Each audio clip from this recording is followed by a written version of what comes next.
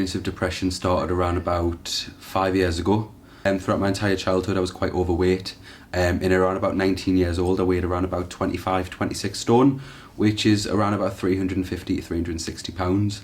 At that stage of my life, being a 19-year-old person with aspirations to go to university and accomplish all these great things, being trapped in a body that you weren't happy with for every second of your life was kind of the catalyst to my depression. Sometimes I feel like I'm lying to myself.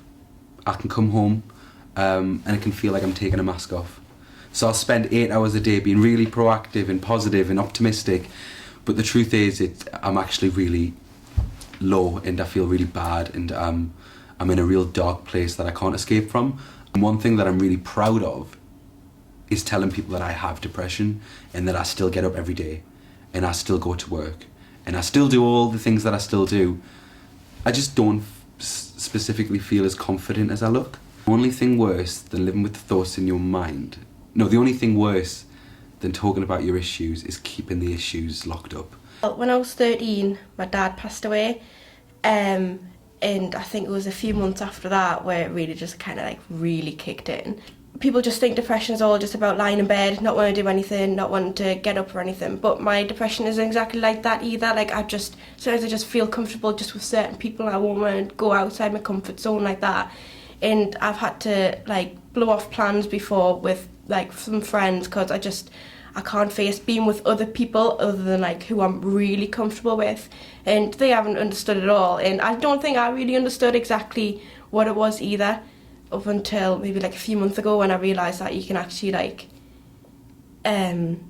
be depressed. I think as being a woman, I talk a lot more than what a man maybe would, and I think there's still a huge amount of stigma around men wanting to open up and men not wanting to cry and everything, and that's what really gets to me because my dad, it was suicide.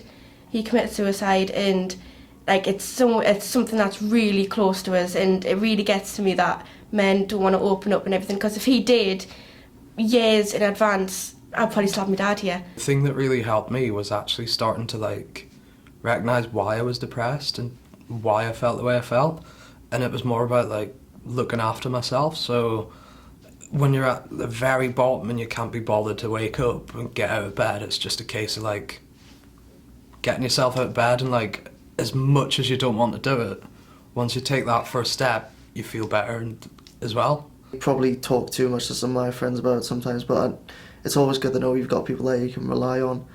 If you don't want to talk about it to someone in person or comfortable, message someone, even if it's private, or ask them if they can talk about it in private. And if that doesn't work, go check someone out like a student support or your GP, because that is confidential, and that way no one has to know. I didn't understand myself fully what I was going through. I didn't think anybody else would understand. The most important thing was just to keep going and keep thinking that things can get better, even though it will take a while. I don't think it's considered enough how much it can affect a person unless you actually go through it yourself.